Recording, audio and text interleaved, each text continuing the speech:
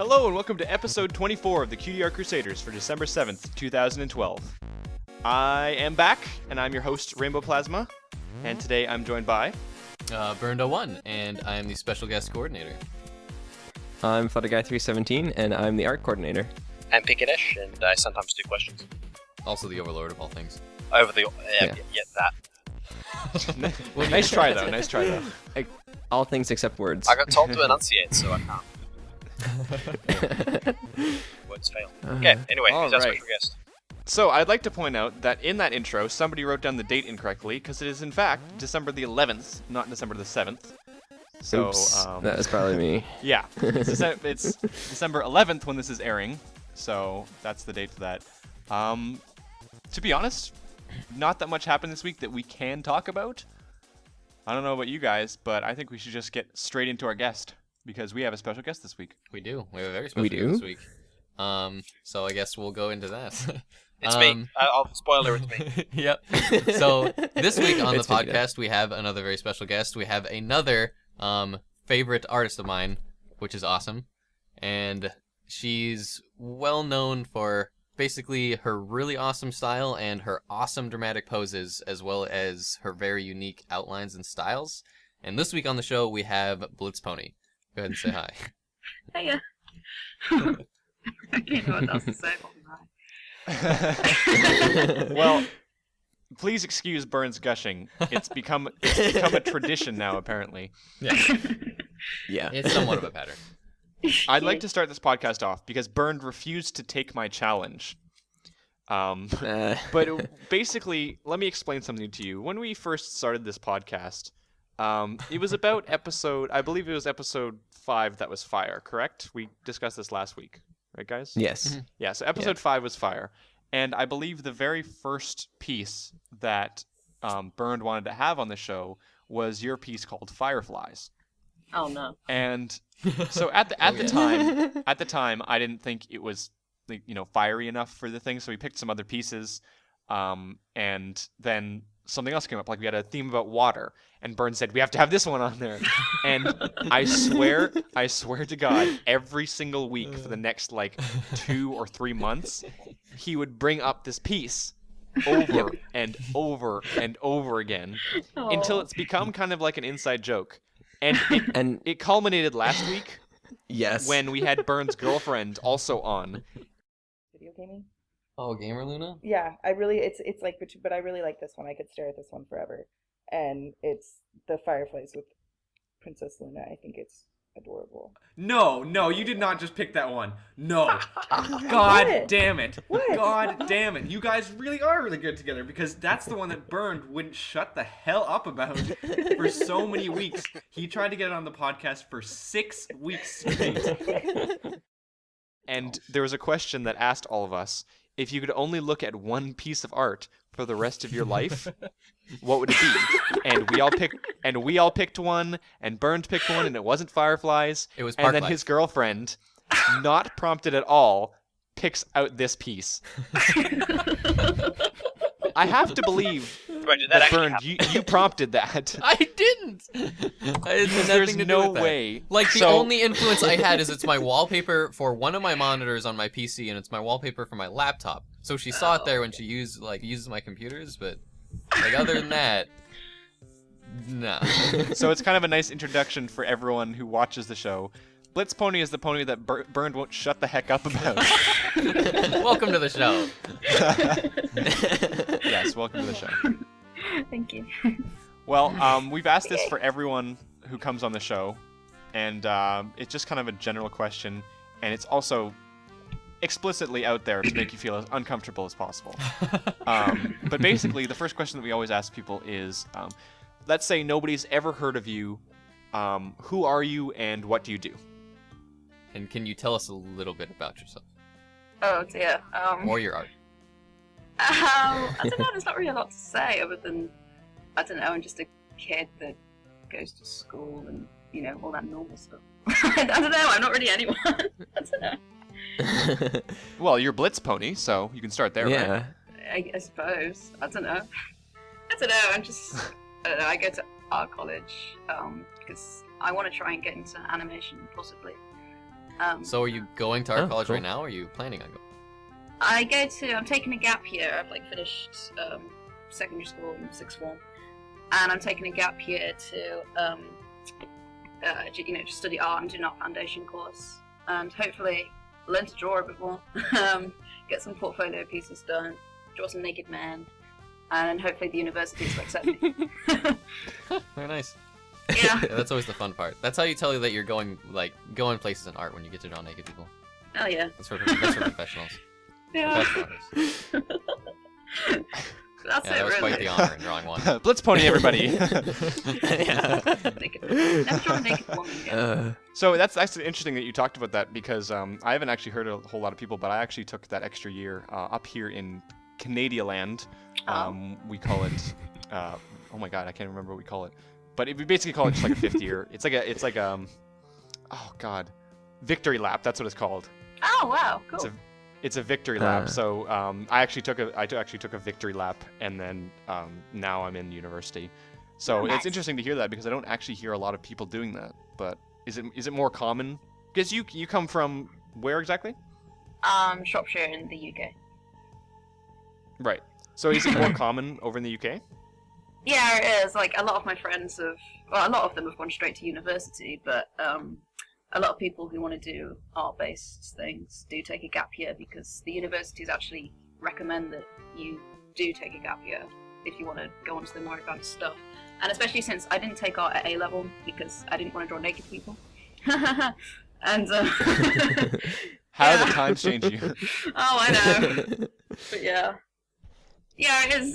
It's relatively common. Well, I don't know what people do with it, but yeah. So, I guess I can start. Well, no, Bern, you should start. Oh, Yeah. I have so many questions though. Well, all right. Well, I have kind of a generic, broad, open-ended question. When fans and myself and everyone looks through like your gallery or your Facebook or wherever you manage to post art, one of the most unique things that always comes up and always catches people's attention is basically your style. Which is those really bright, vivid outlines on like the outside of everything, and it always makes everything feel so exciting and vivid. So I was gonna ask, why or what is it that makes you choose such a unique style? Do you just enjoy it? Is it just something that I'm not sure how to exactly word that question, but can you tell us a little bit more about your style? Well, there's bright outlines. Honestly, I don't know why I put them in.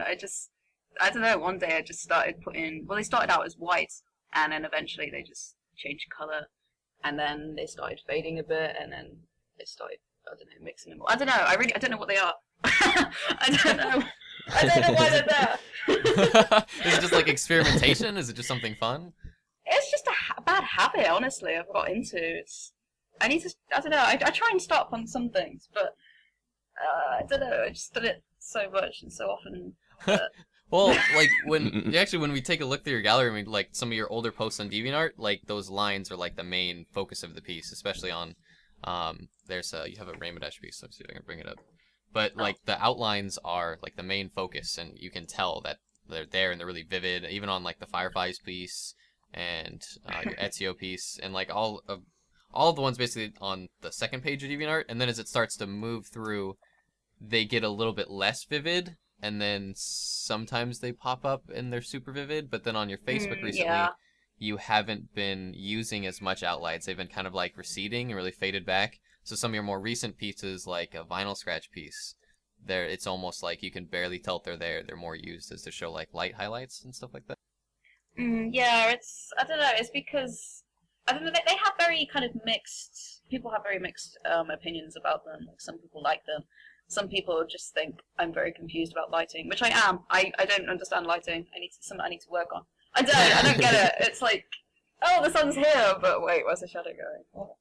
But I don't know. It's just, I had a friend who was like, why is their mane glowing? I don't understand. So I've tried to wean out of it a bit, I think. But I don't know. If people like it, I can shove some more in. I don't know.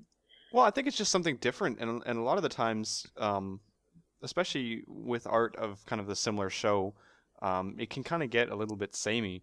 And I think the example that Byrne brought up, which was called Zoom, and it's Zoom. of Rainbow Dash upside down, and it's a perfect example of just like it's not even like a glowy outline. It's just these colors moving so fast, and the outline's always changing. It goes from purple to blue to orange and back again, and it really makes this kind of oh yeah, I just noticed that.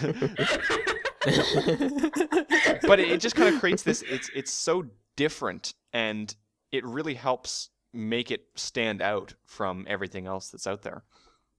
Oh, Yeah, I'm gonna bring up the Fireflies piece again, because it really makes Luna pop out from the background, and like whenever you use those kind of outlines, it really makes the character pop. Burn. Kind of separates them Be out. quiet. Let Thunder talk. Go on. Thunder. No, that was Okay. basically it. No, yeah, it's. Well, no, is that Go ahead. is that something that you've like been developing, or do you just like kind of put them in randomly or whenever you feel like it, or? I've tried recently to put them in more kind of where I think the light's hitting, because before it was like, oh, I'm gonna outline this really bright and it's gonna be really cool, yeah. But Pretty much. On I don't really another think piece, about it. your Ezio piece, it really makes it glow, and I think it's cool. Adds a little bit of excitement, dramaticness. Like, I've grown to love the outline style. I actually got into an argument with someone because they didn't like it in some pieces and thought it was like made it too energetic. Like, you have a piece called "You're My Snugglebug," and it. Oh, that just sounds adorable. Yeah, That just sounds adorable. I I don't even know what that like is, it. but that just sounds adorable. Yeah. Oh, no, not and that. you guys are like sleeping together, but you're covered in these really bright, vivid yellow outlines, and it makes the piece artistically look so exciting and energetic that it's almost like you guys are electrified. Oh. But other than that, On the just the mains, too. pose, like the pose is adorable, and it was strictly about the outlines. Yeah, well, that's really interesting. Like, I don't know, when I drew that, literally that took 5 minutes, and I did not think anything of it. In fact, I forgot that exists. I don't know why I put it on my know what? gallery. You're not allowed to do art anymore, because if that takes you 5 minutes, then you were too good, and you're putting everyone else to shame. It's not fair. I don't know, well, like, Okay. I don't know. It's just a sketch, and I put orange on it. Well, you I know, don't know. sometimes that's great though, because that's just where inspiration strikes, and it's just kind of random, and that's part of what makes a style so unique. It's not necessarily all planned out. It's just I drew some stuff, and it looked better with these outlines, Yeah, I suppose so, yeah. and it's so much different, and I love the fact that it really stands out there. Yeah, definitely. Like, you have a lot of artists that are in love with your style and like this use of outlines, and then you have people over analyzing it. Like, what do these outlines do to the piece? When it seems like you're just doing it because you enjoy it, you know? Yeah. Wait, you mean like us? Yeah, like us. Exactly. Yeah, That's why we're here. That's why we have. Overanalyze. Yeah, no, I don't usually think about it that much. I don't know. I mean, that Snugglebug piece, I really did not put a lot of thought into that at all. It was just like, oh yeah, here's a thing, and we're cuddling. I don't think I've even shown my boyfriend that. I can't even remember. I don't know. What? But yeah. Is that That's what we're who here for. the lovely Colt in the picture is? Yeah, he's my boyfriend. The lovely He Colt seems in to the be- picture. He seems to have a recurring appearance in a lot of your He pieces. does. I draw him probably more than I draw Blitzy, so.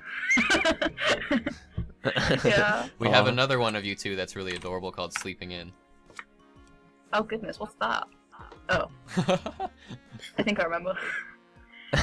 And see, when it came down to analyzing your different pictures, this one ended up being a lot more fitting of the mood with all the outlines, because the yellow tends to show the direction of the light, and blues tend to show the direction of shadows. And then it has a really warm feeling too, like the sky isn't like blue, it's actually kind of like a green. So, Yeah. and everything, it's very snuggly. Yeah. No, I like that one. That was cool. It's fun. Yeah, see, once again, I'm going to go back to my statement before about not being allowed to make art anymore because this is far too adorable. And once again, you're setting the bar far too high for everyone else, and I don't think it's fair, personally. There's no level playing grounds in art. There should be. But another reason why So this let me just bring up a point because we're gonna talk about it throughout this entire thing. But you've got yourself a DeviantArt page. Yes. And you've also got profiles over Facebook, which is where you initially post most of your things. Yeah. And you've also have a bunch of stuff on things like Derpy Burrow and a bunch of other sites. Apparently. Why don't you use DeviantArt more? Because Use it. It's a great resource. Everyone's there. We Okay, all you know want to what? favorite your stuff. I'm gonna update it now. Sorry, I have to do this. It's because I'm just so forgetful and I can't multitask and I can't concentrate on more than one website at once. So like I'll go on my Facebook every single day pretty much. I'll just go on Facebook and be like, "Hi guys, yeah, I didn't draw anything today. Oh well." I doodled this pony with socks. Yeah, basically. They turned into a bit of a series. Oops. What's my Those are adorable, by the very way. adorable. Oh, thank you. Well, I've got to demand that you start putting stuff on DeviantArt because it's I don't know. It's such a shame whenever I see a piece of art, not just by you, but there's some other artists. For example, we brought him up last week. The artist Rainbow, and it's one of the most fantastic artists out there. But none of his stuff is on DeviantArt, or at least not that we can find. And it's a shame because I feel like this is kind of a great congregate site for a lot of artists to go and show off their work. And I would love to go through and favorite it and show it off, and I think it would do really well on DeviantArt. Yeah, but see, Rainbow Plasma, you would just go through her gallery and favorite everything. Oh no, that's what I mean, like. not While I'm there's a problem talking, with that. I'm favoriting. Like people can go back through my history, and they'll see a bunch of favorites from Blitzpony, and they'll be like, "What? What?" But that's what I'm doing right now. Oh goodness. Why? But yeah, I definitely understand where you're coming from. You know, if you post to one site, it's hard to remember to go to the next one unless you have some sort of weird routine down. So if your main source is Facebook, then obviously that's going to be so much easier. Yep. I don't know. So actually, Rainbow Plasma mentioned your sketches with the socks. They're so they're adorable. Thank you. I haven't seen How long does it usually take to draw a sketch with a sock pony? It varies quite a lot. I mean, it depends how nice it's been to me. Like, I mean, sometimes I can sketch a pony and I don't know. Sometimes it can take 2 minutes. Sometimes it can take 30 minutes. Like, if I just can't get it right. I mean, Spitfire. I just couldn't get her right, and she just looks stupid and just. She took like They're adorable. She took like 50 minutes because I couldn't do her. I don't know. It's alright, it takes me a couple hours, and I still don't look like ponies. Yeah. Yeah. Sometimes you just can't get that stroke down. Yeah. Which Spitfire are you talking about in particular? I think I might have one in mind. It's It looks like there's just one the with sock just a sketch. few outlines, and then there's one that looks like it has a lot That more one? sketching on it. It's. That one, yeah. Oh wait, it's because there's two. Oh yeah, one of them's supposed to be Fleetfoot, Is it- but I find it really hard to differentiate between them in just sketches because obviously their manes are like similar shapes. So Yeah.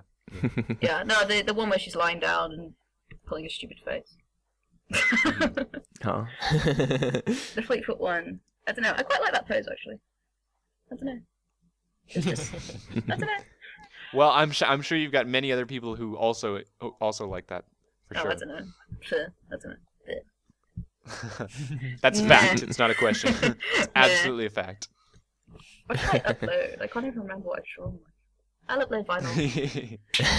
I'll upload the first vinyl. Well, maybe this is the motivation you need to start getting into a routine with using it. Yeah. Oh wait. We're really Or maybe pushing not this. at all. I don't know what to upload. I'll upload Fleetfoot. There we go. Anyway, sorry. All right. I love your noises. I'm sorry. You make the same kind of. I'm not sure if it's some sort of. I don't want to say British because I guess Canada as much as a Commonwealth as Australia. But there's something about that. Both you and Pinky Dash make kind of the same noises. It must be some sort of cultural thing. Maybe. Just like how I don't say oot. They both spell color funny. You totally say oot. In fact, you just said it. No, You say they spell you say color boot. correctly, Burn. That's right. You totally do. The way, you know, And you guys say the English say Zed. who made the language, they do spell the words correctly. Funny how that works. You is unnecessary. Yes, you is unnecessary. Now get out. Ouch. Oh. So, Burn, do you want to talk a little bit about the piece that you talked about last week, and I guess what you're doing painting? Yeah, I'd love wise? to. Get into painting in a minute, but I do have kind of a more artistic question to see if we can kind of derail from ponies and socks. But you have a piece that, talking about overanalyzation, I've overanalyzed it way too much, and I've fallen in love with it, and I've fallen in love with a specific part of it, which is this bird in the top left of it. I love that bird. But anyway, I love everything about this piece, and I'll link it here for you. I already got it. Oh, you link? Well, now it's linked twice. But I love the view, because first off, you're like in the tree with the bird, and you're looking at a bird that's slightly in front of your vision, and then at the pony down below feeding the birds. And then I love the overall color of it. It's in like color opposites. It's in complements. It's in blue and orange, and like you use vivid yellows as a highlights, and then you have like some crimson red thrown in there on like a leaf. But just the overall sheer contrast between like the blue and the orange in the piece, I think is fantastic. And I love how it goes from warm to cool, and it's like bright in the top left and then more shadowy in the bottom right. And I fell in love with it so much that I decided to do a study of it for my Painting 1 class. But when you were making this, did you have any of this like compositional stuff in mind when you were making it? And did you were like, I'm gonna pick blue and orange because these are opposites on the color wheel, or was it again just something that you were sketching for fun for a friend? Well, my friend requested it. My friend was like, "Oh, I want the vet pony with under a tree with autumn leaves." I was like, "Okay." Well, yeah, I guess I don't know. It just kind of came naturally. I guess it's just a tree. I suppose I picked like the more autumny colors because vet pony's got blue and stuff, like you say, and it's complementary. But yeah, you know, even if you don't, the important thing is not that you've consciously done something. But it obviously shows that there is kind of that. You talked about the fact that you know nothing about lighting, but I've noticed a lot of your pieces have like just naturally correct lighting, or you know, it may not be perfect from a classroom standard, but it's got proper lighting, and this is a great picture of this where you've got the sun coming in from top left, and the shadows are matching that generally, and it doesn't need to be something spectacular or perfect. But it's kind of that same natural thing that I think you know, it's innate in a lot of people, but I think you have a real talent for it, where you've taken those oranges and those blues and just put them together, and it's something that not a lot of people think about. But like you said, you see the blue and you go, okay, let's add autumn colors in there, and let's, you know, smush them together, and it comes out really, really well. When you take Oh, go ahead. Sorry, I just said thanks. I was saying, when you take an orange and a blue and you mix them together, it creates a neutral color, and if you mix them perfectly, it actually creates a gray.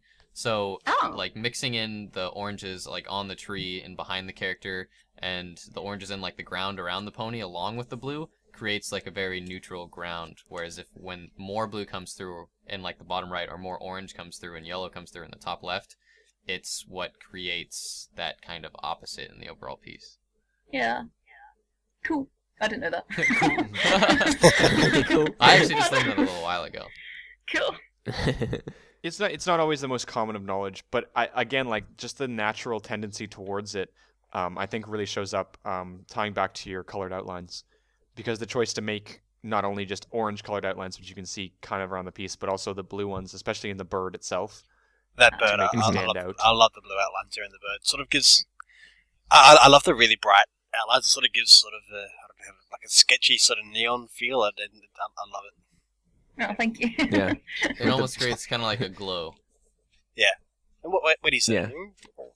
Yeah. A little bit of depth. I No. guess. Also, Well, like see- the leaves in the branches too. That bright outline kind of highlights them, gives it that pop kind of feel.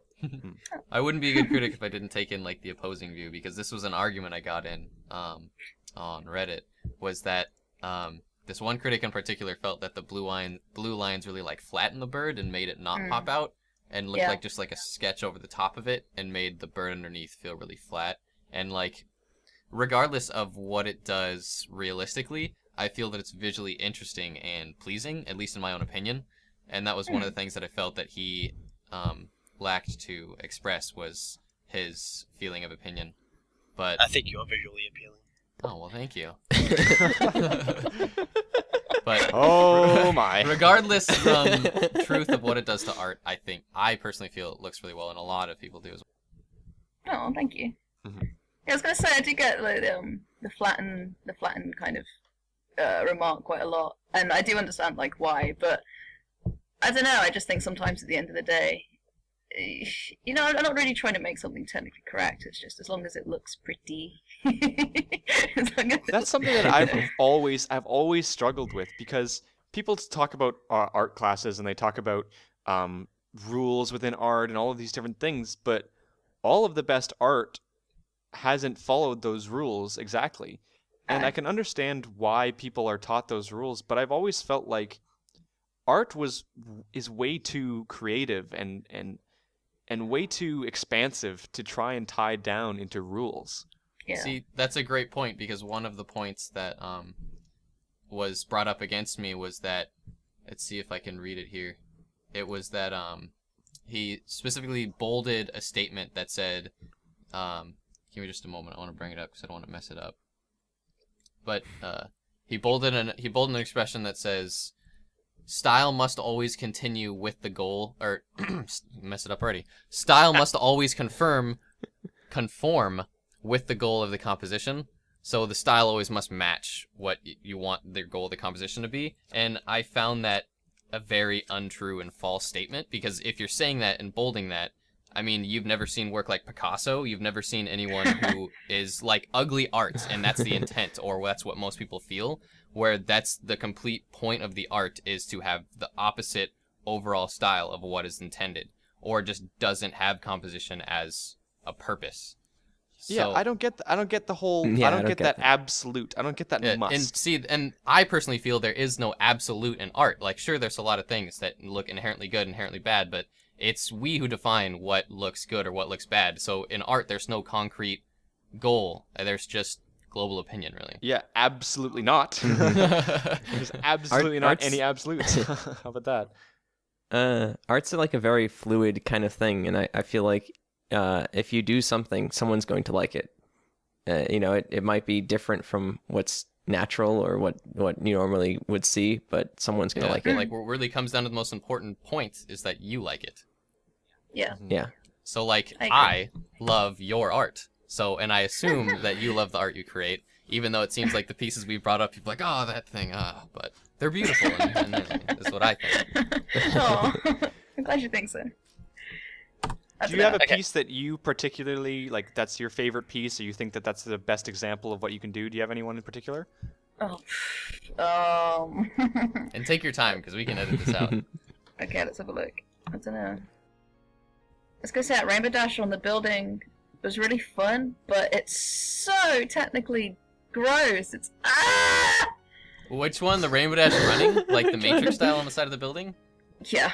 It's so Well, see, like again, that's fantastic. Yeah, that's beautiful. Something else that I haven't really commented to you on, I just Yeah. mentioned, is that your dynamic, like, poses are fantastic. Some people just dream that they had half the ability you have for being able to pick a dynamic and unique and self-created pose like that, of just Rainbow Dash running. Or, like, the piece we had brought up, what was it? Zoom, with Rainbow Dash. Like, critics were taking that and like analyzing the movement of it and showing the movement lines and like how the character is posed and like bending backwards and how her hair expresses movements and like the blur on her wings, and there was like so much about it. So to take something like Rainbow Dash running on the side of the building that looks like something straight out of the Matrix, like, that's fantastic. Even the shadow is at like the right angle, and like I do love. don't know. I love how the shot's composed, how it's rotated slightly and stuff. Oh, yeah. And it I still find the maintains shadow that very kind of unique bad. style of outlines. So I'm I talking don't know, about that shadow needs moving somewhere, but I don't quite know where because my boyfriend he's an artist as well, but he's more technically minded, and he's very very good at spotting the technical flaws and things. And the only thing I noticed is like it looks a little small, but other than that, it looks. Bird, shut up! Sorry. Continue. No, it's the lighting in this. I mean, as I was doing it, it did get very, very confused, and I was like, I don't know what I'm doing. But like, I don't know. It's just, I mean, oh my god, the perspective on the buildings—they just look like they've been stuck in the ground at all angles. Seriously, what the fuck? They do, and it's like, ah. But I don't know. I like the colors, I suppose. No, the colors are really nice. That's again something else you do really well. Is like you always blend in colors and colors and more colors. There's so many colors in your work. Like that building, I see blue, green, orange, violet, red, and pink over in the top, and along with If I may, rainbow. yeah, like even the sky has like almost every hue in it, and that's fantastic because you don't overdo it, and the I don't even know. It's always done really well, regardless. I can Thank see where you. she's coming from, though. I understand. I understand what she's talking about. That shadow is technically on the incorrect side. Yeah, Like, it is. If the light source is coming from the left, then it should be on the right side. Yeah. So I can understand where you're coming from there. But there's some technical things that we were trying to get to people who are just starting out as artists that are not always the most necessary.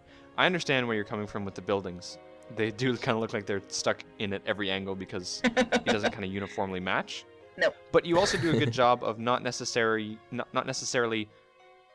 giving them super detail because you naturally realize the subject of the piece is right in front of our eyes.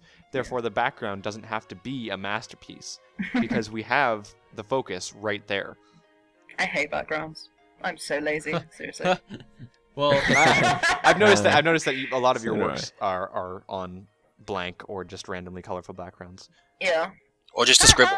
I like the scribble ones. Oh, and is that like a choice to just like I just don't want to make the background because it's too much work, or? well, sometimes I have a background in mind, but it's just I'm lazy. I'm just so lazy. Seriously, I'm just. No, I don't know. One of the other more points of overanalyzation is that, and when you make pieces that actually do have a background, it's always really well done. I keep using that word too much, but like for instance, this piece, just having that simple city, regardless of like the perspective and how the buildings look and they're randomly placed and wherever, it like that's not the focus. That's not what we're looking at. You know, it can just be random scribbles. It's the Rainbow Dash. It's the colors in like Rainbow Dash and around Rainbow Dash. But another example of that is your Chaos Lives in Everything piece with Discord. The background is amazing in that piece because Discord himself is like spiraling and has this crazy look in his face, and the clouds in the background are also continuing with that overall theme and feel of like chaos and spiraling with him. So even that simple gesture of having the spiraling clouds like works really well with the overall composition of just that simple character. And like it seems simple and trivial to some people, and like some people may not even notice that those clouds are like spiraling down with him, but overall it can add so much to a piece. Yay! Thank you. Yeah, those clouds were fun. I don't know. I wanted the rain to be brown because chocolate, but then the sky turned brown for some reason. I don't know why actually. It just did. And yeah, the rain had to be white. Oh, but carry on. Is the rain going up? Yeah, it was supposed to be going upwards. I can see that the rain's going up. That's great. Yeah. That's pretty a awesome. great little touch. I don't think I didn't notice that. No, I but didn't that's either. great. Yeah. Ha! I Yeah. beat you at art. It's okay. It's okay. I'll always beat you to talking whenever I see it. I guess basically another point. Okay, I was trying to no. make- I'm going to bring up one that I All like. right, no, go on. Go. By all I'm means. going to bring up one that I like. I like the Smile in the Rain one with Derpy. I'm going to link it now because you Mhm. didn't say anything about it. Okay, there's so many links that I have to do this episode. My goodness. I really like this one. Even just the quick little sketches in the background of Derpy, but the fact that it's just so simple, and there's not that many of those bright highlights. It's just in the water and a bit in her mane. But overall, it looks great. She looks so cute. See, that's another one that's like, I drew that in maths, I think. I think I was in my maths lesson, and I was bored as hell, and I drew it, and then I just decided to colour it in, because I think someone saw it and liked it. I was like, colour that in! She's adorable. So I did, and then, yeah, for some reason, people really like it, and I don't know why, because I think it looks absolutely freaking awful. Look at her legs! It's just, what the hell? Aww. Why do people like They're this? marshmallowy. I'm more focused on ponies' faces. So. That is true. That is true. I've mentioned this before, but my eyes always gravitate to the faces. But it's almost like you've made her legs derpy as well. Yeah. No, that was laziness. I totally intended to do that. Oh yeah, of course. I really like this piece because you have Derpy in the center and she's like all colored in, but then around the piece there's sketches of other ponies. It's all Derpy. It's all Derpy. Yeah, it's all Derpy. Yep. Yay! Yeah. Oh. Well, I suddenly remembered what was on that page. I don't have that page anymore, but it was basically lots of Derpy Doctor Who stuff. Oh no, you're not one of those people, are you? Yeah, I don't not know. a big fan. I saw a blog that shipped them, and I was like, that's so cute. Yeah, basically.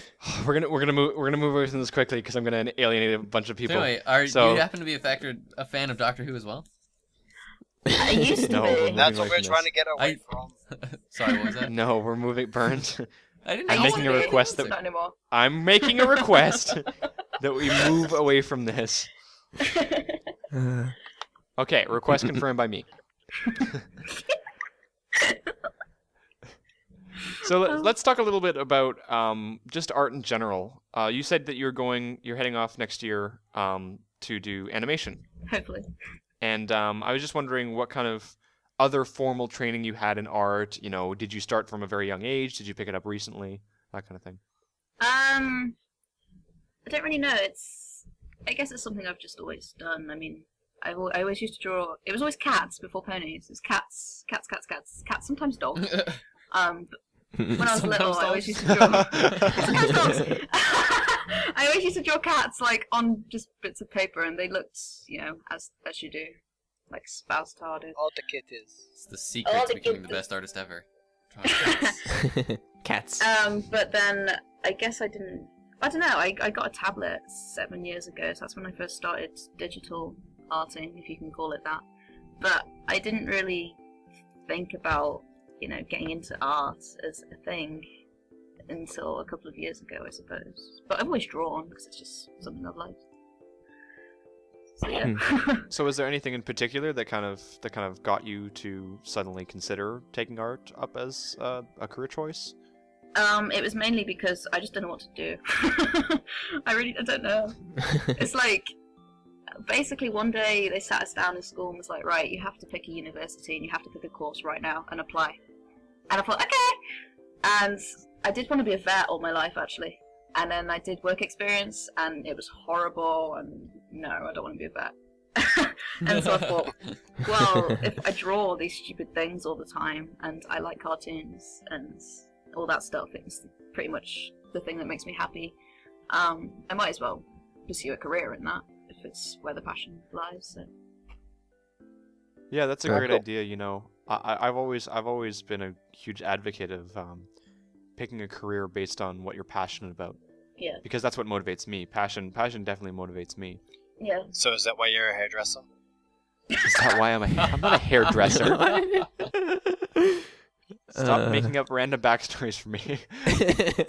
But anyways, I have a lot of respect for those who can kind of go out and do what they're passionate about, or those who find passion in what they're doing.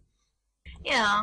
I mean, sometimes, like, you can try something and you'll be pleasantly surprised, but I don't know. I wasn't surprised with McDonald's. For sure. For sure. Florist. You're a florist. I'm not a florist. This is no. Stop. Honestly. Stop trying to put me. Okay, just because I eat chocolate chip cookie dough ice cream does not mean you can start pegging me with jobs that will make me seem less masculine. It's okay. Like embroidery is I don't think we- non-masculine. Embroidery. What? Right, there's a lot of male hairdressers. I don't know what you're talking about. Oh no, that's perfectly fine. I'm just saying you're doing it for the purpose. How did you dig me into a hole? How? I think you did that to yourself. No. Air hostess. It's your choice in ice cream. That'd actually be really fun at Hostess. What is your favorite ice cream, Blitzpony?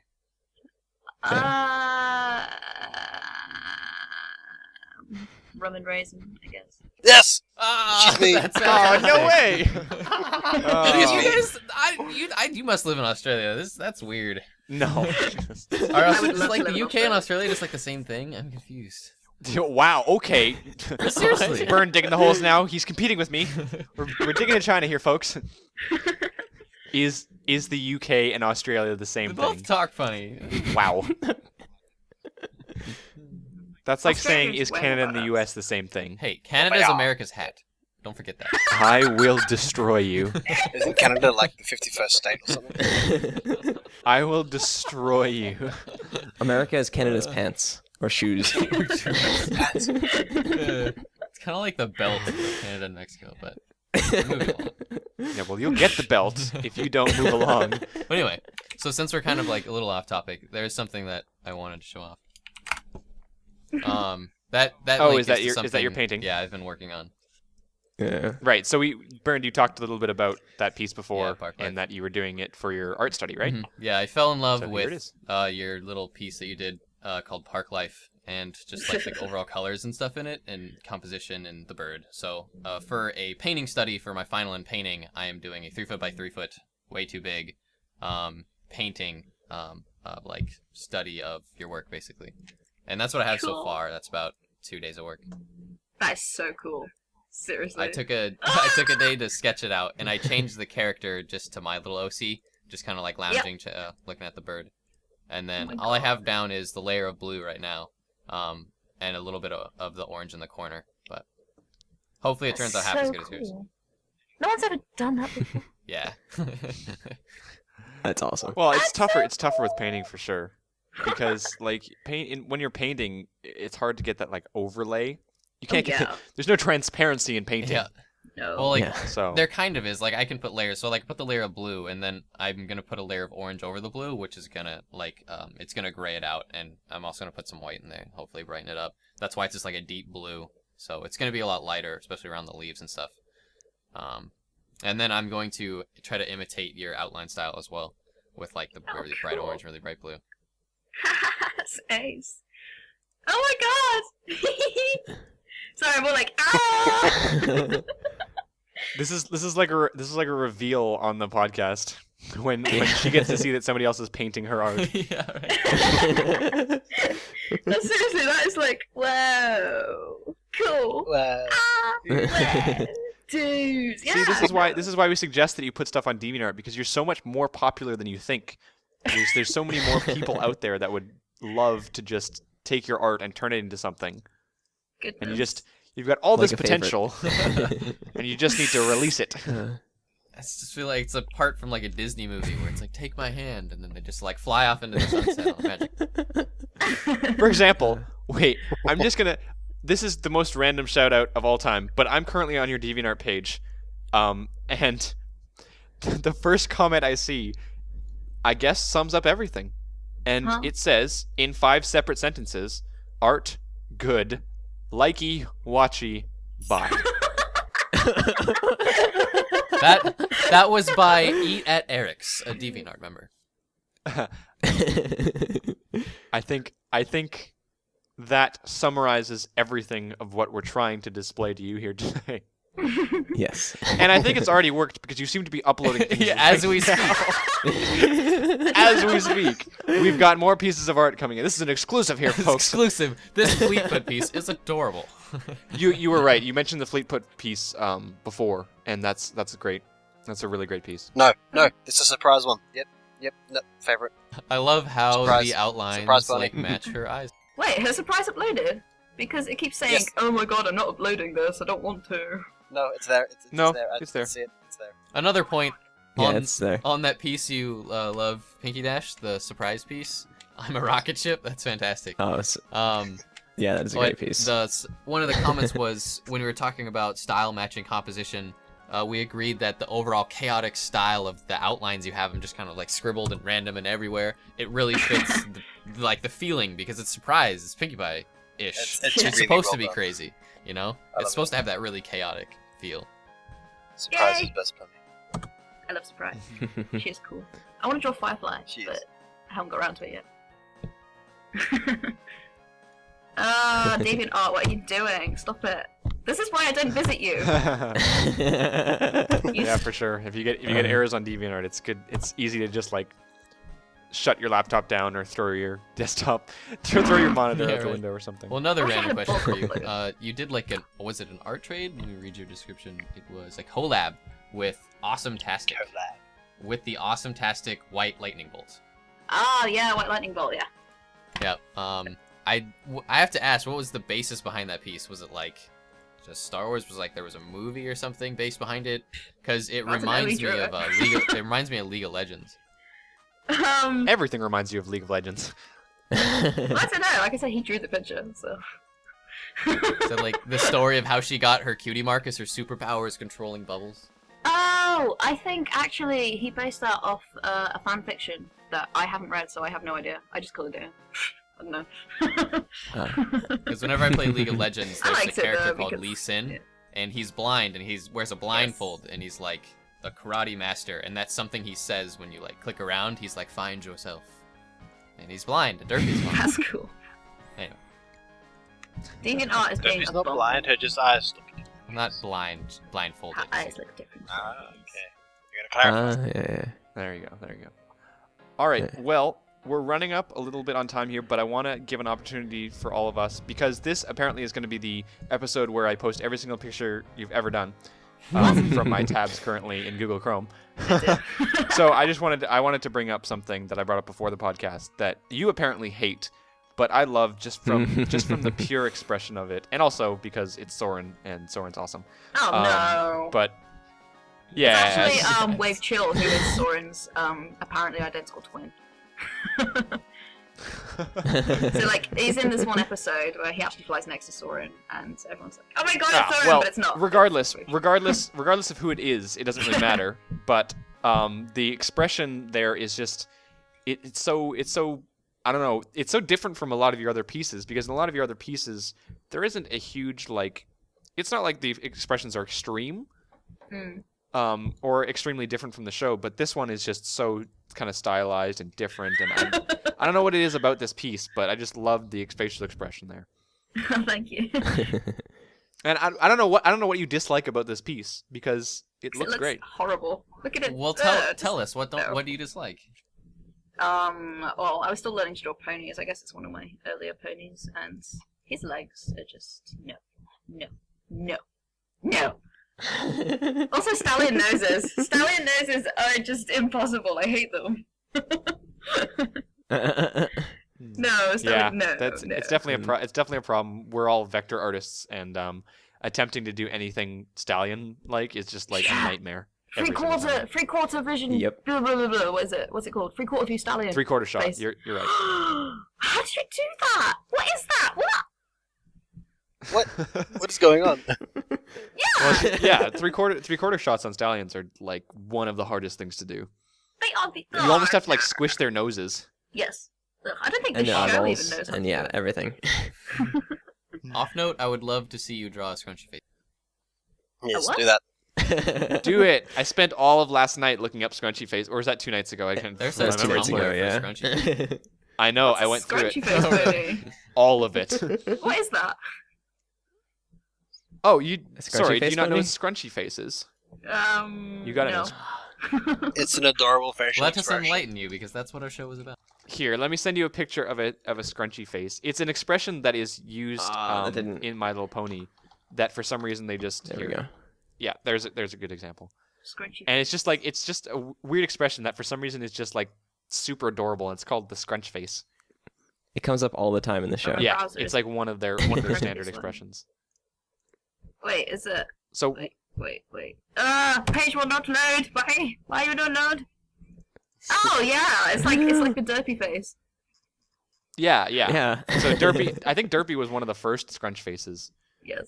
And then I don't know what it is, but they've done it so often since, and it's the most adorable thing ever. It is really cute. So that's your homework for today. All right. I do a scrunch face Make a pony. scrunch face pony. You've already given her the task of uploading to DeviantArt. Look, okay, she's gonna have to get used to doing work because she's going off somewhere where she's gonna have to do tons of work. So I'm just preparing her. Oh. I think that's fair. Did you guys, other guys on the podcast, did you guys have any other pieces that you wanted to bring up before we finish off here? Yeah, the Applejack piece.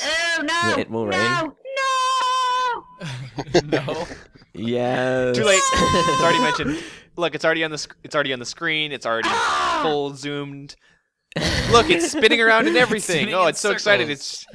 It's jiggling back In and forth. circles. Dear future plasma, I'm so sorry. Oh, okay. I was really. This piece is upset that day. fantastic. Oh, what? Yeah, She's it's so adorable. wonky. She's so wonky. Look Well, at her. that's a pseudo compliment. She's so wonky. It's just wonky in the description like 3 times. Wonky. Actually, Wonky. This would wonky, be wonky. perfect for Wonk, a wonk. perfect opportunity for Who's a Silly Pony song.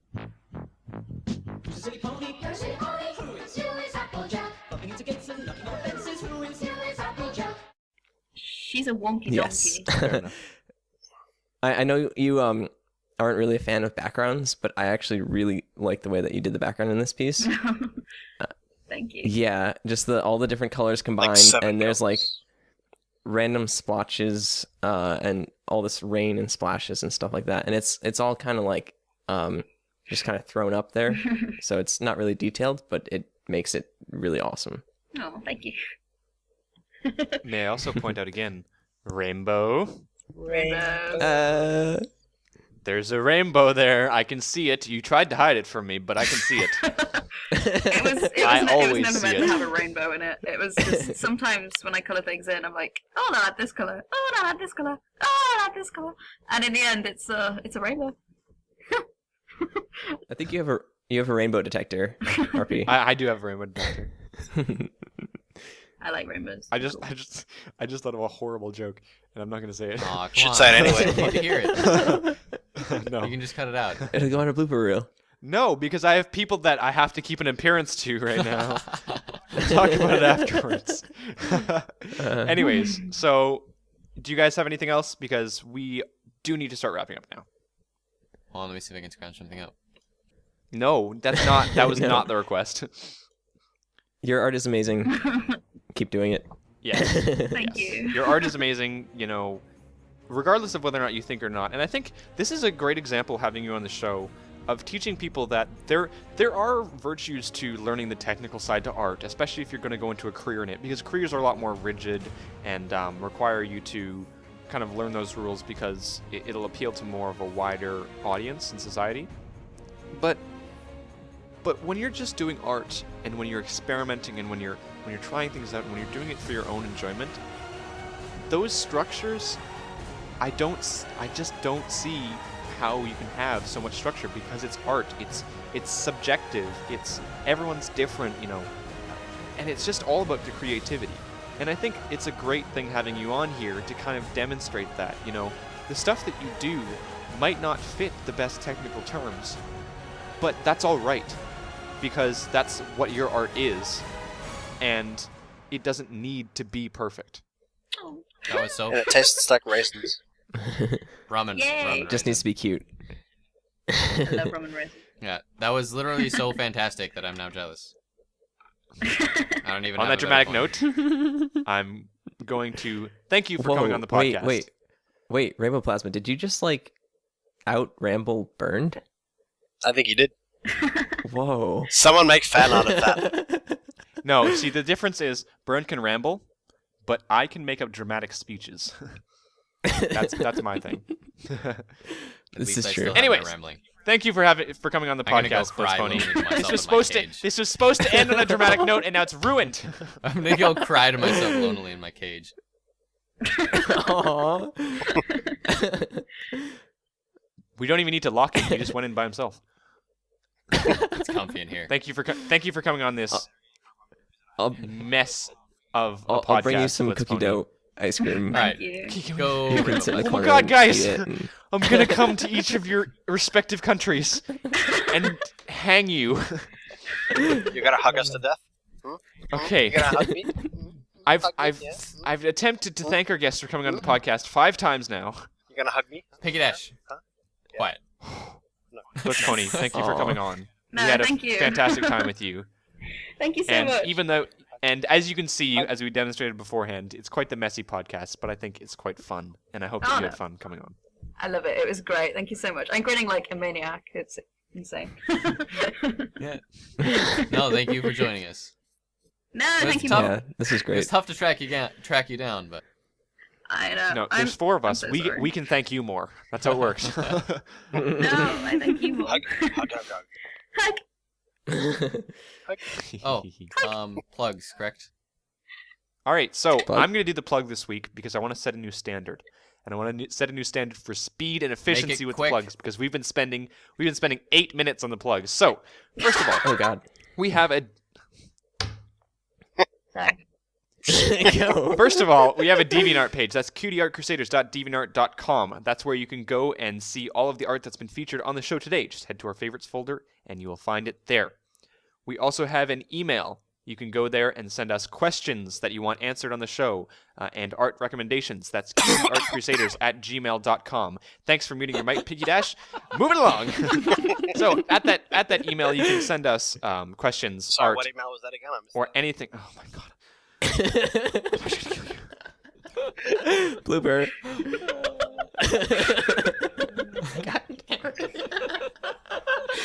Did he just like mute his mic and just go swear something? Anyway, so our email address, cutieartcrusaders@gmail.com. No!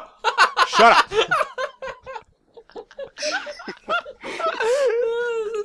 So we also have a Twitter account. That's at Cutie Art Crusade. So go follow us there or hit us up on Facebook, which is Cutie Art Crusaders. So that's all of our plugs. It went by super fast with no distractions whatsoever. Actually, Blitzpony, now that we're here, do you want to plug a couple of things that you have? You have your DeviantArt account, but you also have a Facebook. Do you want to plug that? No. It's Facebook. I don't know. know? I don't know. I just. Well, we're going to plug it anyways, Don't go. so it's going to be on the screen for everyone to go check out. Oh, it's too late. It's too late. It's done. It's too But late. how are your fans supposed to follow your awesome art? I've liked you on Facebook. Oh, I'm such a pillar. I like you as I speak. So yeah, both the Being a DeviantArt page pillar. for her and the Facebook page are going to be up on the screen right now. So you can go check her out there. That is everything for today. No. Almost everything. Almost everything. Almost Bernd, everything. you have something? Also, another reminder, because we keep doing it, our fan art episode, cutoff date and all that kind of junk. I forget it. Yep. Oh, you want me to? Okay. We have a fan art episode coming up because some people started making us fan art, and that's ridiculous. That's fan So- art of our show, like us. It's crazy. Well, I'll get to that. So, on December 25th, which is Christmas, for those of you who celebrate it, you can send in some art by that date, and we will feature it on the show on our January 1st episode. So if you want to send in some fan art, then you can do so. I'd like to remind people that this is, unfortunately, fan art of us in particular. We want to limit it to that because that way we can show it all in one show. Because if we say fan art, like if we say art that's been done by our fans, then it's just going to be so many that we can't feature it all. We're looking into ways that we can get more of your guys' stuff on the show each week, but we'll figure it out as we come along. But got this it. specific one, A this zip January file. 1st episode, let me Oh, finish. show. Just put a zip This file Jan- on the show. this Jan- Press it on everything. Oh my god! Go on, finish. No, I'm done. You guys are gonna end the show. All right. Anyway, Yeah, so send us fan art. That's awesome. Like, We've already gotten so much. Yeah, because basically people made awesome fan art of us, and we were so taken aback we didn't even know what to do with it. It's been on 2 Draw Friends already. What? That's I crazy. thought it was only one. Wow. Yeah. Anyway, so that was absolutely fantastic, and we were taken aback from it. So we wanted to put it on the show, and we wanted some way to be able to put it on our show and efficiently thank them. So this is our way to doing that, and including everyone on it. And we've loved the response we've gotten from it. So in the future, we're definitely going to look at more ways we can interact with you guys, our fans, the watchers, and have more episodes based around you guys, whether that's making it more generic and just anything you guys drawn, which we probably won't be able to fit into an episode, or just awesome stuff of us. And I've been thinking about maybe giving you guys challenges and stuff, and then trying to work an episode around that, and maybe have like a theme that's based around stuff you guys make. So we're looking into it, but stay tuned. And anyway, since I think Rainbow Plasma exploded, that's about everything that we have. So thank you again for joining us. We are the Cutie Art Crusaders. Thank you, Blitzpony. Thank you again. Guys, we appreciate it. No, thank you. I'm Rainbow Plasma, and I'm Burned to 1. I'm Flutter Guy 317, and I'm Mickey Dash. What do I say? What Say do I say? Say I'm Blitzpony. Just say your name. I'm Blitzpony. Yeah. Yay. And I'm Rainbow Plasma. Hey, he's back. Yeah. Hey. And next week, I will kill all of you. And on that note, see you next week. Thanks for watching. Goodbye. Bye. Fantastic.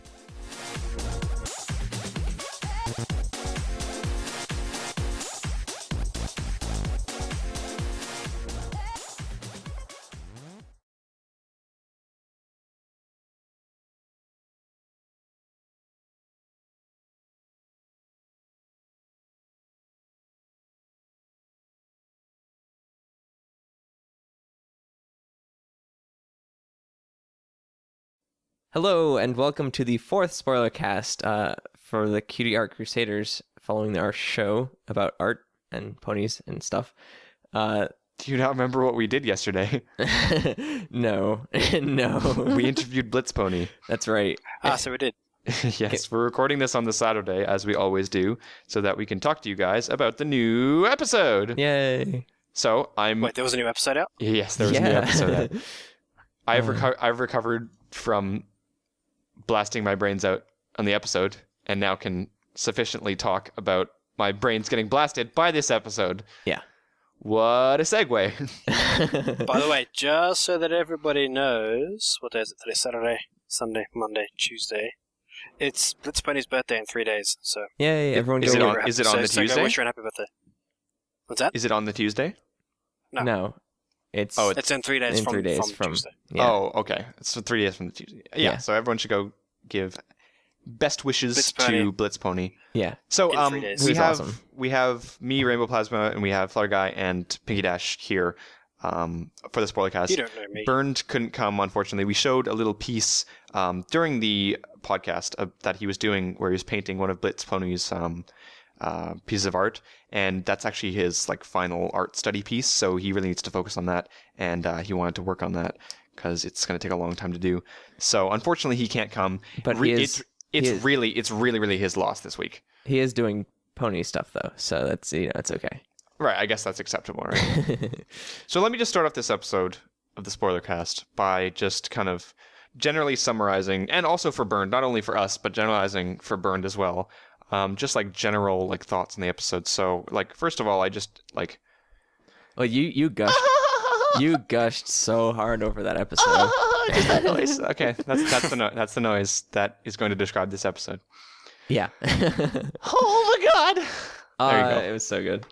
I just sweetie belled a little bit everywhere. Oh god.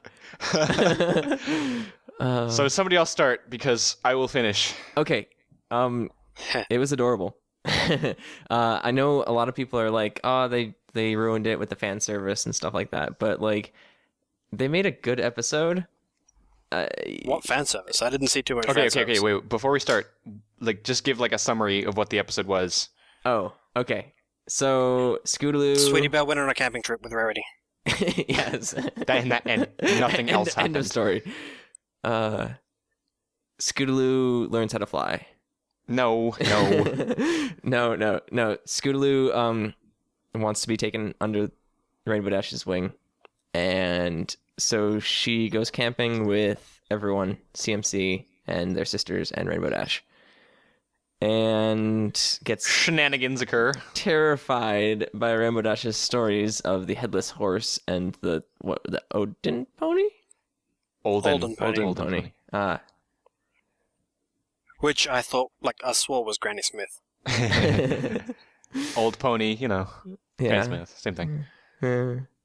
So then she gets scared, and then all of that junk happens, and it basically all adds up into, and this is a bold statement, but I've now watched the episode 3 times. This is my favorite episode out of all 3 seasons. Yeah. And it's a hard thing to talk about because it's like saying favorite pony. There's just there's so many good examples to choose from, and everyone has its own reason to do. But there's just, after watching it for 3 times, I think we can all agree that at no point in this episode is it bad. Mm-hmm.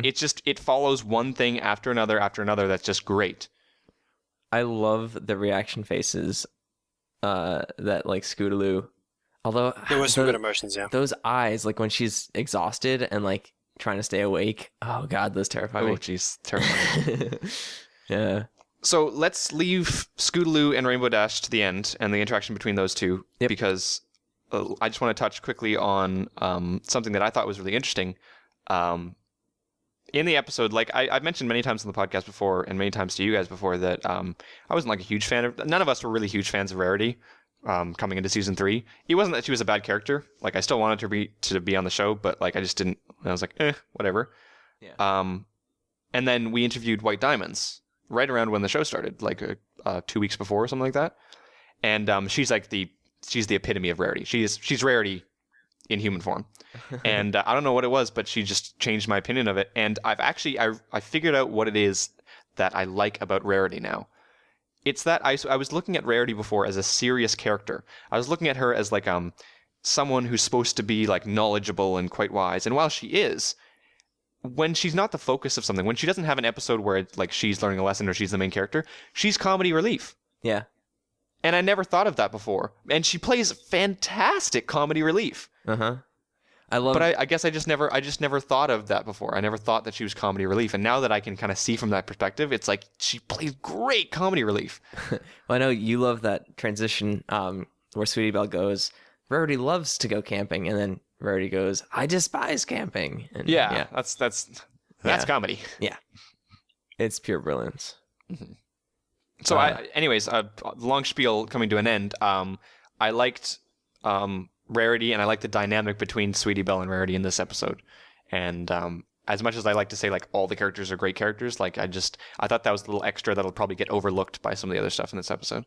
It's taking the sisterhood social lessons into a new episode, which is good. Mm-hmm. And it's sisters have flaws; they don't have to be perfect. And so Sweetie Belle accepts Rarity's flaws and just and she's also a little sister, want to impress bigger sister, which is adorable. And then Rarity also is just okay, she's my little sister, I'll go hang out with her, that kind of thing. I also enjoyed the interaction between Rarity and Applejack in this, because starting way back with the sleepover episode. I always forget the name of the episode. But it's between that and it's the sleepover episode. It's the official name. Oh god, I don't remember. Yeah, between that and look before you sleep. Yes, thank you. And Sisterhood Social, and now this. It's I don't know if it's necessarily character development or if it's just it. I don't know. Applejack seems to be tolerating Rarity a bit more, and vice versa. I feel like I'm Applejack in this scenario. I was looking at Rarity before as such an annoyance. Why does you have to be so prim and proper? Why can't you just relax a little bit? But now it's just kind of well, that's who she is, and I can appreciate it, or I can spend the rest of my life just being annoyed by it. Yeah. So does that mean your best background pony? No, I'm best pony. Wait, so no, AJ is best pony? No, no. But she's very high up on my list, which. And she does not get appreciated, and she plays a very good big sister role in a lot of episodes. Yeah. She's also So there was the rarity in the Sweetie Belle, and there were some other things that I wanted to talk about, but I don't really remember because the majority of this episode was spent the fact that it's a Scootaloo episode, which is amazing. Oh yeah, I did remember. So there's a new writer on this episode. right. So the writer is Corey Powell. Me. Do Right. you want to say something? Piggy Dash? No, the writer is me. Oh. No, Corey's just my alias. the writer is Corey Powell, Piggy Dash's alias, and it's a new writer, very first episode, and I have to say, good first impression. Yeah.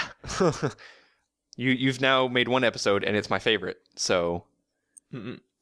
I thought that was interesting. I found it interesting that that Sweetie Belle sang, but they used like Claire Corlett, who's her actual voice actor, as like her singing voice actor for that song. I was expecting a real Sweetie Belle song, but no. Yeah, like some sort of like sweet jazz mix of Yeah. 99 bottles of beer on the wall. But like when you think about it, how would that even sound? Like I don't know. I don't know. Admittedly, it was a little bit disappointing because it seems like this season they flipped. Like Scootaloo was singing during the Babseed song and she sounded fantastic. Uh-huh. And then it was kind of like they put Sweetie Belle here as kind of like, but maybe that's what she sounds like to everyone else. Maybe that hush now, quiet now thing. Yeah. No, but they even had an episode where she sang that. I don't know. It was cute and, you know, it made sense and anything that Sweetie Belle does is adorable. So yeah. I'll deal with it. I'm going to allow this. All right, so let's get to Scootaloo and Rainbow Dash because I know you're probably dying to talk about them. Oh my god. Someone else go first. They're adorable. No, I like I said before, I found Scootaloo to be like very relatable, and the expressions that she had were phenomenal. Those expressions do a good job of kind of establishing the main character. Mm-hmm. And like she's obviously the main character. There's it's split up quite a bit actually between the 6 ponies, but or 7 I guess if you count Luna.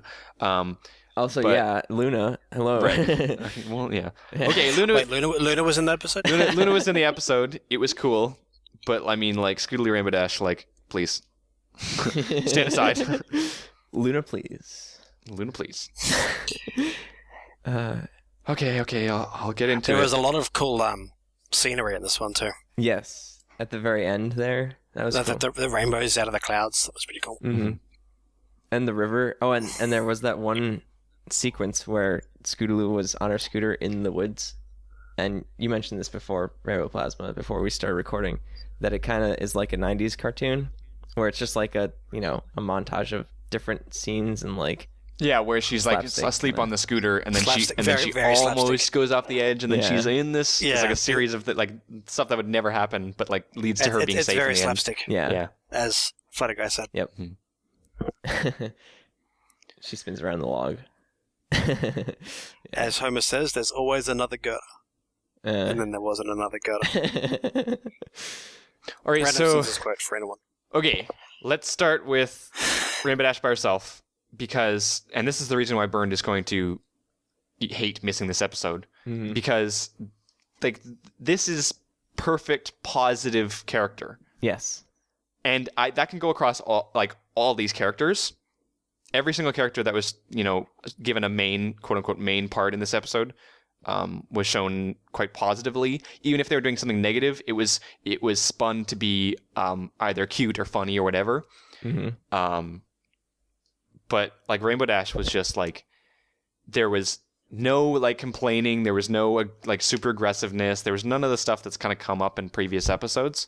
Like she came right in and immediately she was like supportive, like, hey, nice moves. And then she was awesome with the entire setting up of the campfire. Just like came in and like did her stuff.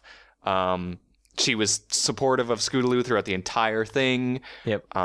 She was having a lot of fun with all the other people, telling ghost stories and stuff like that. It was just like all of it was just like great positive character. And it's, regardless of character development, regardless of all these different things that make a good story, I watched MLP to feel good, and like all these characters made me feel good, and like it didn't make me feel like, oh man, like the character's really acting like a jerk to teach a lesson here. Yeah. I think she stayed in character very, very well. Like the writers who worked on this, the new writer, did a very good job of keeping her in character, because she was like very kind of not scared. She was, telling the ghost stories and like, fearless, strong, tough Rainbow Dash. She wasn't humble, right? But she wasn't like aggressively I'm the best. Yep. And while I don't mind that, like it's just, that's exactly the way that she should be doing it. She's just stating it as if it's a fact. This is the same way that everybody who enjoys Rainbow Dash as a character, such as myself or like Burned, who it's like our favorite character, it's just kind of like, that's a fact. She's awesome.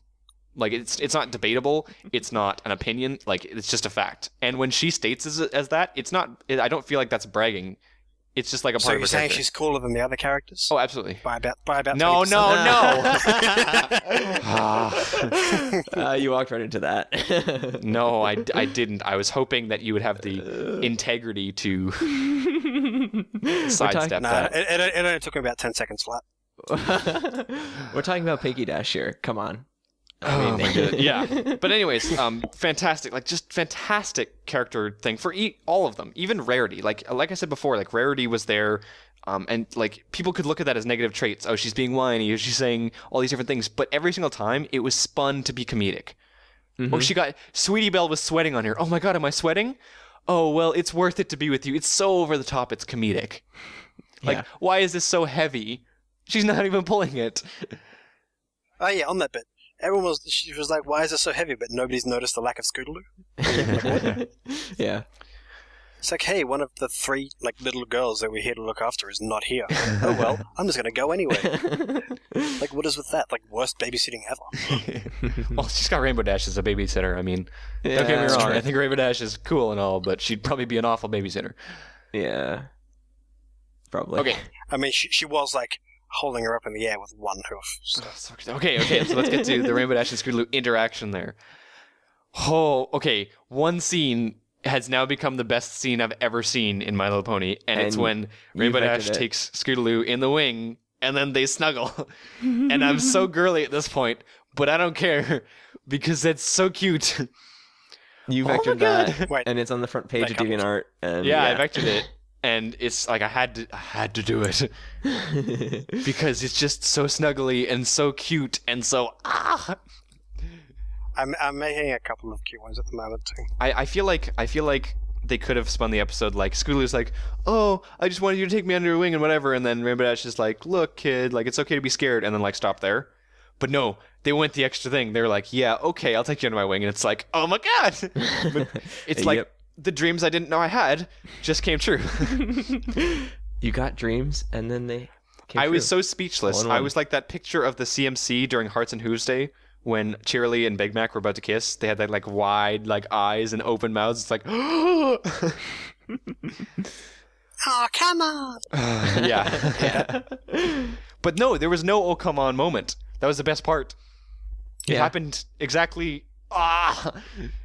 And like you were saying, like it's kind of fan servicey. I don't care because it's my fan service. Exactly. See, I don't actually think it is fan service. Fan service because everybody's been requesting like Rainbow Dash and Scootaloo, like Rainbow Dash mentor Scootaloo. It's like one of the most common. But you things. see, the thing is that isn't exactly fan service. That was canon from the start because we've got that the the Mayor-Duel episode where Scootaloo was running that fan club of Rainbow Dash, and Rainbow Dash is liking it. So it's not exactly fan service. Yeah, but she wasn't. Yeah.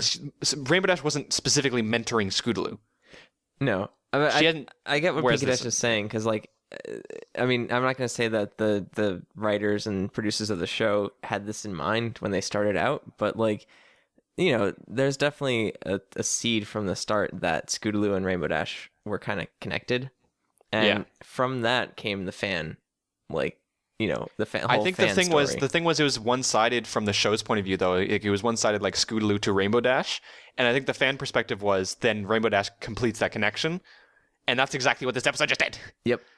I keep making noises because it was so good. Would you like a towel so you can like mop up the dribble around your face? I'm not drilling. I'm talking so much, so my mouth is dry. Thankfully. So, I mean, there's so much to talk about this episode, but we're gonna like run out of time. So, like, just it's so good, so good, so good. I know. I was not expecting it at all. I wasn't. We've got a brand of milk here called So Good.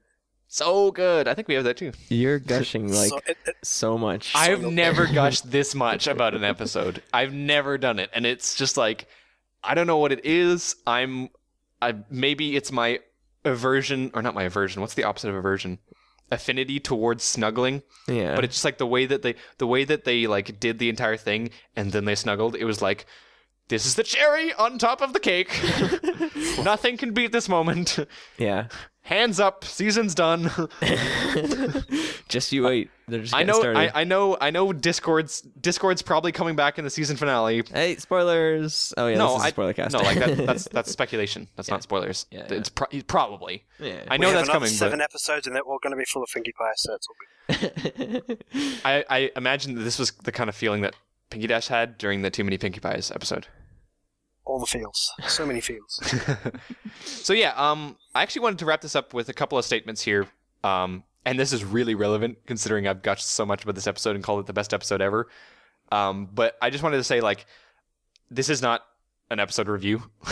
Yeah. This is not something professional. We're not going to give. Well, I'm going to give it 10 out of 10. But we're not going to give it a score based on its story development and character development. We go a little bit into those points, but like that's not what we're here to do. just We're here to talk entertainment. about our opinions on it, and like it's just, I don't know. It's a lot of it's gushing. The season's been great so far.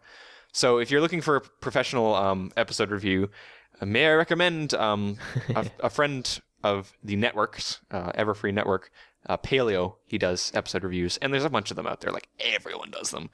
So we just kind of want to do like a reaction, like so it's a little bit more personal. Yeah. We're not. Yeah, we're not really doing this for anything. It's just someone I think suggested it or whatnot, and we went with Yeah, it. it's like our favorites, not like what is the best versus the worst. Yeah. Oh, and also one last point before we wrap up. So last week, Burned made a boo boo, made a major boo boo, That doesn't surprise me at all. and during the live stream, he sent in the podcast without the spoiler cast. So all the people on the live stream didn't get to see last week's spoiler cast, which might be a good thing because I made a fool of myself. But it's on YouTube now. But it's on YouTube. Burned fixed it, and it's on YouTube now. So if you didn't see last week's spoiler cast, head over to youtube.com/everfreeradio and go look for last week's episode, which was episode 23, and we go over the Trixie episode. So if you missed that, then make sure to go check that out. Yep. And that's it. Do you guys have anything else about the episode? Any like one little moment that you want to bring up that you think was awesome? I wanted to see more cute Scootaloo. Or sorry, Cutaloo, but there wasn't enough. There was so much, but there is never But enough. I wanted to see her curl up like a little kitty and sleep, but she didn't do that. She was like all set up on the sleeping bag, ready to go to sleep like a kitty, and she didn't do that. Yeah. She had the tail curled around her, and she was all like sleepy, but instead of curling up, she just like flopped and fell asleep. I was sad. Well, To there be you fair, go. I don't think you would curl up and sleep. I think you would probably flop too if you were as tired as she was. I curl up. I curl up and I sleep. Yeah. Internet high five. That wasn't real. Wow, yeah. Okay. On that note, thank you guys for coming out to our spoiler cast and to our episode. Best episode ever. Worst CAC episode ever. Anyhow, I'm Flutterguy317. Oh, am I next? Yeah, Shoot, you're next. this is out of order. I know. And I'm Pinky Dash. And I'm and- Burned. And I'm the best episode ever. Wait, what? And this has been the Cutie Art Crusaders. Bye. I need to. I don't know. I try and stop on some things, but I don't know. I just did it so much and so often. Well, like when we take a look through your gallery, I mean, like some of your older posts on DeviantArt, like those lines are like the main focus of the piece, especially on you have a Rainbow Dash piece. Let's see if I can bring it up. But like the outlines are like the main focus, and you can tell that they're there and they're really vivid. Even on like the Fireflies piece and your Ezio piece, and like all all the ones basically on the second page of DeviantArt, and then as it starts to move through, they get a little bit less vivid, and then sometimes they pop up and they're super vivid, but then on your Facebook recently, Yeah. you haven't been using as much outlines. They've been kind of like receding and really faded back. So some of your more recent pieces, like a vinyl scratch piece, it's almost like you can barely tell they're there. They're more used as to show like light highlights and stuff like that. Yeah, I don't know, it's because, I don't know, they have very kind of mixed, people have very mixed opinions about them. Like, some people like them. Some people just think I'm very confused about lighting, which I am. I don't understand lighting. I need to work on. I don't get it. It's like, oh, the sun's here, but wait, where's the shadow going? Oh. But, I don't know, it's just, I had a friend who was like, why is their mane glowing? I don't understand. So, I tried to wean out of it a bit, I think. But I don't know, if people like it, I can shove some more in. I don't know. Well, I think it's just something different, and a lot of the times, especially with art of kind of the similar show, it can kind of get a little bit samey. And I think the example that Byrne brought up, which was called Zoom, and it's of Rainbow Dash upside down, and it's a perfect example of just like it's not even like a glowy outline. It's just these colors moving so fast, and the outline's always changing. It goes from purple to blue to orange and back again. And it really makes this kind of oh yeah, I just noticed that. But it just kind of creates this. It's so.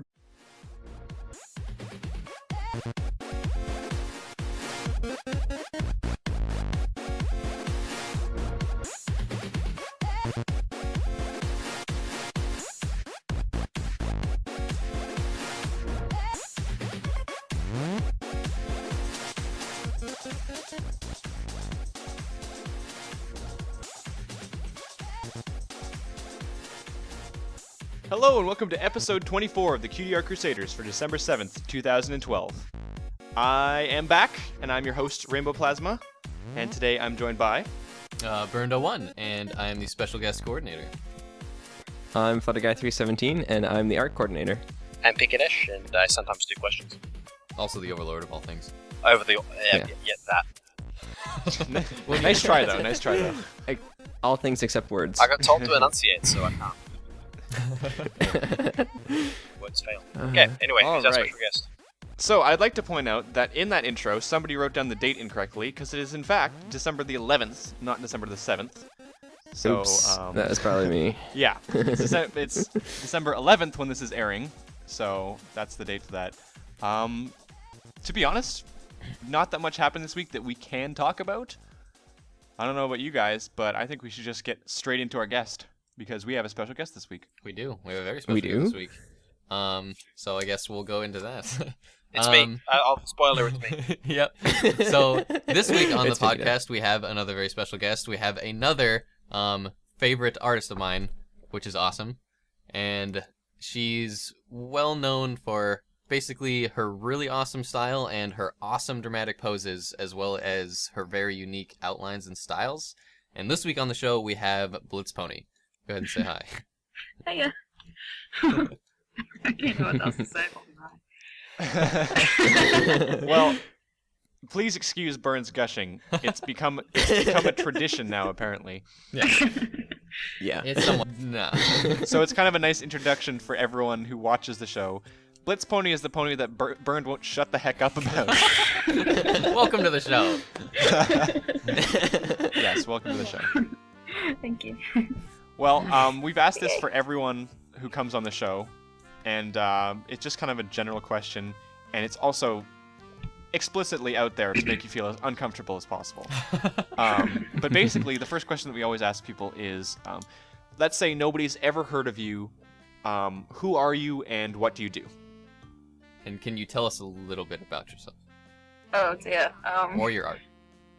I don't know, there's not really a lot to say other than, I don't know, I'm just a kid that goes to school and, you know, all that normal stuff. I don't know, I'm not really anyone. I don't know. Well, you're Blitzpony, so you can start there, Yeah. right? I suppose. I don't know. I'm just, I don't know, I go to art college because I want to try and get into animation, possibly. So are you going to art college cool. right now, or are you planning on going? I'm taking a gap year. I've finished secondary school in sixth form, and I'm taking a gap year to just study art and do an art foundation course, and hopefully learn to draw a bit more, get some portfolio pieces done, draw some naked men, and hopefully the universities will accept me. Very nice. Yeah. That's always the fun part. That's how you tell you that you're going places in art, when you get to draw naked people. Oh yeah. That's for professionals.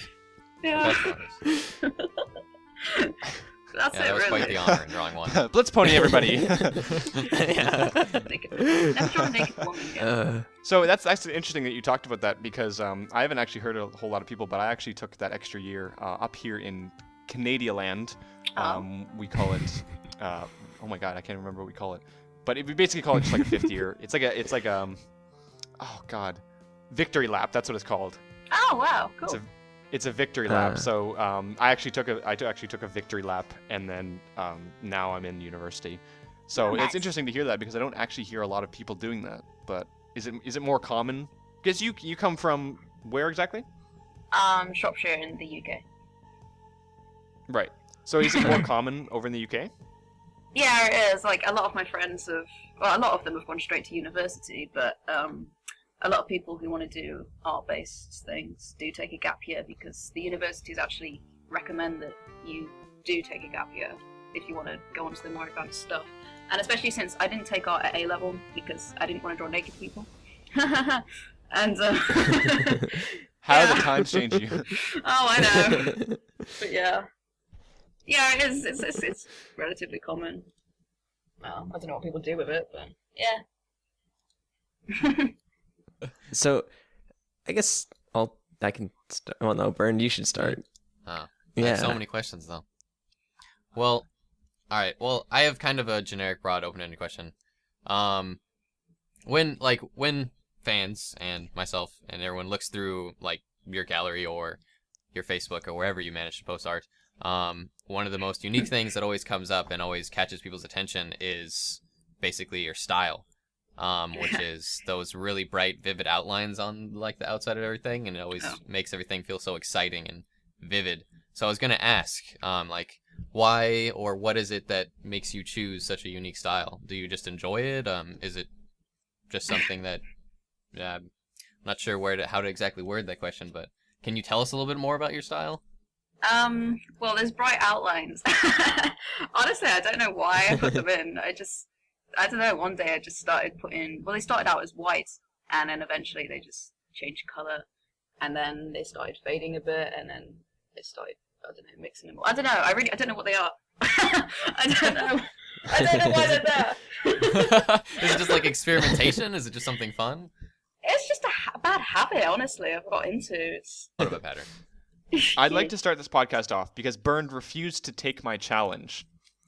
But basically, let me explain something to you. When we first started this podcast, it was about I believe it was episode 5 that was fire, correct? We discussed this last week, right, guys? Yes. Mm-hmm. Yeah, so episode 5 was fire. And I believe the very first piece that Bernd wanted to have on the show was your piece called Fireflies. Oh, no. And so at the time, I didn't think it was fiery enough for the thing, so we picked some other pieces, and then something else came up. We had a theme about water, and Bernd said we have to have this one on there.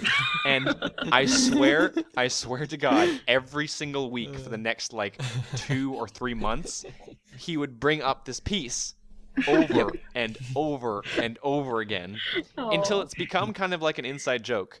And it culminated last week. Yes. When we had Bernd's girlfriend also on. Video gaming? Oh, Gamer Luna? Yeah, but I really like this one. I could stare at this one forever. And it's the Fireflies with Princess Luna. I think it's adorable. No, you did not just pick that one. No. God What? damn it. What? God damn it. You guys really are really good together, because that's the one that Bernd wouldn't shut the hell up about for so many weeks. He tried to get it on the podcast for 6 weeks straight. And there was a question that asked all of us if you could only look at one piece of art for the rest of your life, what would it be? And we all picked one, and Burns picked one, and it wasn't fireflies. It was And Park then Life. his girlfriend, not prompted at all, picks out this piece. I have to believe Wait, did that that actually Burns, you prompted that. I didn't. It has nothing There's to do no with that. way. Like, the So- only influence I had is it's my wallpaper for one of my monitors on my PC, and it's my wallpaper for my laptop. So she saw it there when she uses my computers, but like other than that,